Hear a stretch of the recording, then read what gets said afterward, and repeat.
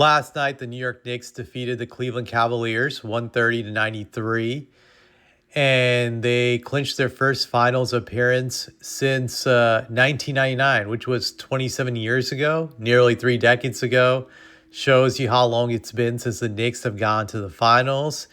And the last time they actually won a championship was 1973. And I have to say that was a long time ago because I didn't even exist back then. So the Knicks haven't won a championship in a very, very, very long time. And it seems like they could possibly be turning the corner on that. Maybe they can make history. We'll see in the upcoming weeks, but Jalen Brunson received Eastern Conference Finals MVP last night, and he was handed that award by two Knicks greats, in Walt Frazier and Patrick Ewing. And it got me thinking, could Jalen Brunson be the greatest Knick of all time? If the Knicks win the title, that is. That's the caveat. Would that make him the GOAT Knick? Right now, I have Patrick Ewing as the greatest Knick of all time, even though he never won any titles with the Knicks. I know some people would argue Willis Reed or Walt Frazier, but statistically, Patrick's numbers were better than them, and he was a much more dominant player than them. Granted, I didn't get to watch them, but I've looked up the history. I've looked up their numbers. I watched some of their clips and whatnot, and you could say maybe by just doing that, I'm still not an expert, but if I just read about the history and look at the stats and all the advanced stats, Ewing was better than these guys. He was, I believe, ranked ahead of them when you look at it. So, and also Ewing is number one all time in win shares for the Knicks. That's another key statistic. So in my eyes, Patrick Ewing is the GOAT Knick. Granted, some people can disagree since I didn't get to watch Walt Frazier and Willis Reed, but I did get to see Patrick Ewing at least most of his career starting in the 90s. I saw the whole entire 90s. I didn't see the 80s, but I did see the 90s, so I have a good grasp of how great Patrick Ewing was. And I have to say, Ewing was great with the Knicks. Even though he never won a title during the 90s, he was very close on several occasions. You could say the Knicks were the bridesmaid team during the 90s, always so close, but yet so far away. He led the Knicks to 4 conference finals and 2 NBA final appearances during the 90s. Obviously, they fell short of that. And I always felt that he had the misfortune of running into generational talents. Michael Jordan being one of those guys that stopped him from winning, and Jordan was the GOAT. So there's no shame in losing to Jordan. And even when Jordan retired, he ran into a top 10 all-time great in Hakeem Olajuwon, who was the best player in the league when Jordan was gone, and he just could not overcome Hakeem. Hakeem was just better than him, and he fell short again, losing to Hakeem's Rockets in 7 games in the 94 finals. In a series that was very hotly contested. At one point in time, the Knicks were up 3-2, and they just couldn't maintain it. So after that, the next time he would get to the finals was 1999. And now I don't blame him for the Knicks losing in 1999 to the Spurs because he had torn his Achilles tendon, I believe, or in the series against the Indiana Pacers in 99. It wasn't an Achilles tear. It was kind of like a minor Achilles injury or something like that, but he was pretty much done for that playoff run, and he just couldn't come back. But the Knicks losing to the Spurs, I felt was symbolism again. Losing to the best player in the NBA and not being able to overcome it in Tim Duncan. Tim was the best player of that league. You can say the next year Shaq took the mantle, but it was just a sign of just that era. The Knicks would always lose to a generational talent, whether it was a GOAT in Patrick Ewing or it was Hakeem Olajuwon, a generational talent, top 10 all-time great, and then losing to another top 10 all-time great in Tim Duncan, that they were always oh so close, but oh so far away, as they would say. When I look at Patrick Ewing's game, he was dominant on both ends of the court. He was a great defensive player and one of the best shot blockers of that era. You could argue that he would have won a Defensive Player of the Year award if he didn't play in the era he did, competing with Hakeem Olajuwon, Dikembe Mutombo, and Alonzo Mourning, and David Robinson, who were also great shot blockers during the same era. So it was hard to win those awards back then because it was just so damn competitive. But if you dropped Ewing in this era, I think he would have won a Defensive Player of the Year award. So that's how great defensively he was. Offensively, he had a great mid-range shot, a good fadeaway shot on the baseline, and he had some decent post moves. Granted, I thought his post-up game was ugly, but it was effective the way he would post up. It felt like he was a wounded buffalo playing on one leg, essentially. That's how ugly his post-up game was, but he was an effective player. I would say a very good scorer. I wouldn't say great, but really good. A guy who could consistently give you 24 to 25 points, and he would get you 10 to 12 rebounds.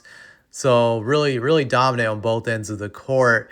And I think there's just one play that kind of sums up his career to me was Game 7 of the 95 playoffs, in which it was the second round, in which he had a chance to win the game against Indiana Pacers. He drives to the hole, goes for a finger roll instead of a dunk, and just misses barely. And I always felt that play was a microcosm of his career. Always so close, but yet so far away. And now we just go to the comparison with Jalen Brunson. Look at what Jalen Brunson has done for the Knicks the last few years. When he was signed back in the summer of 2022, I don't think anybody had the expectations that he was going to lead the Knicks to 4 straight playoff appearances and 4 straight years getting out of the first round, which is a great track record. I don't think anybody suspected he would ever lead the Knicks to 3 straight seasons of winning 50 or more and having 2 straight seasons of just going to the conference finals and now NBA finals appearance. It just didn't seem like that was going to happen. This guy was a 6'1" guard, just pretty much unknown. I know some people will bring up how he had helped the Mavericks get to the conference finals back in, I'm trying to remember the year, 2022, where he was Luka's sidekick. So the potential was shown there that he could be a great player. But even then, you just thought he was going to be good because he was Luka's sidekick. And he didn't really stand out, really, at least from what I saw. But when he came to New York is when he really took over. And it was amazing to see because the prior year, the Knicks had gone back to the lottery after having a playoff team just like 2 years earlier. And it just seemed like they were in a perpetual cycle of mediocrity. And Brunson was the guy who was able to lift them out of that horrible cycle. He really did break that cycle during his first year. When you even look at his numbers, they were pretty good his first year with the Knicks. When you look at them, 24 points, 49% shooting, 6.2 assists, and he was 41% from three-point land. That he started off that season strong, and he had gotten them out of the first round, something that they hadn't done since I think it was 2013. So it had been like a 10-year drought since they had gotten out of the first round, and he was able to do that for them. And then he just got better in the seasons that followed. These last 3 years, he's been great.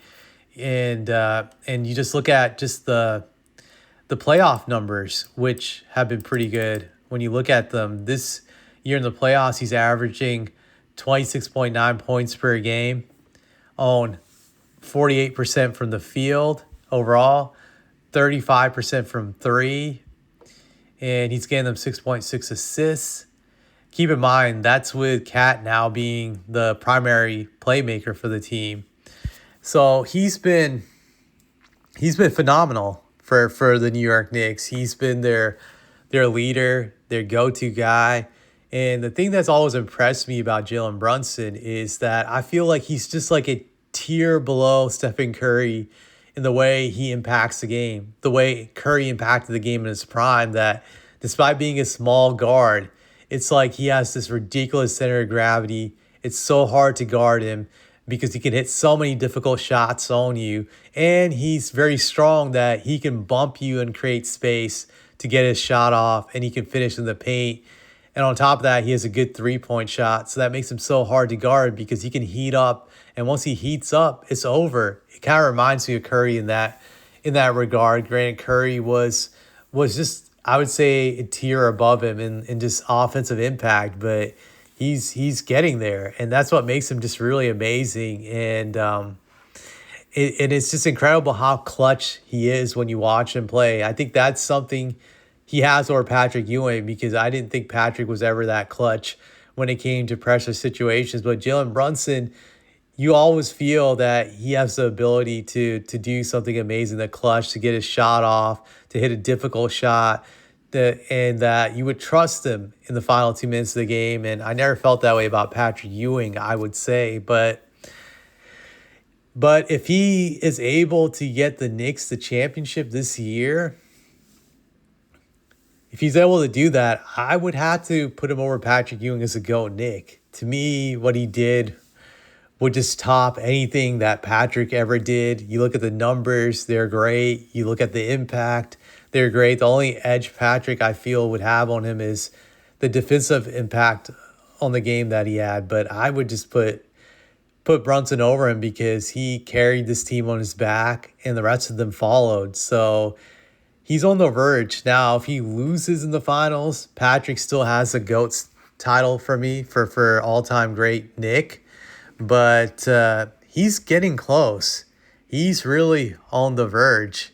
So he has a chance, I think, against either team that the Knicks face in these upcoming finals, whether it's OKC or the Spurs. I give them a 50-50 shot. So that'll be interesting. I feel this could be a big-time legacy-defining moment as Brunson. You win in the finals, you get to go down as the GOAT Knick, and definitely you get remembered forever, because when you win an NYC, people never forget, and just it'll be something to see if he pulls it off. Granted, I hope it doesn't happen against the Spurs because I'm a Spurs fan, but if it's OKC, I can definitely appreciate it. So I just have to throw that out there. It's going to be very, very interesting and exciting times if you're a Knicks fan, that you get to see potential history in the making, I would say. But I don't have anything else to say. And if you would like me to make a video on anything, just put it down in the comments and I'll make a video. Just write it down. And if you like this video, please click like. That always helps. All right. Thank you.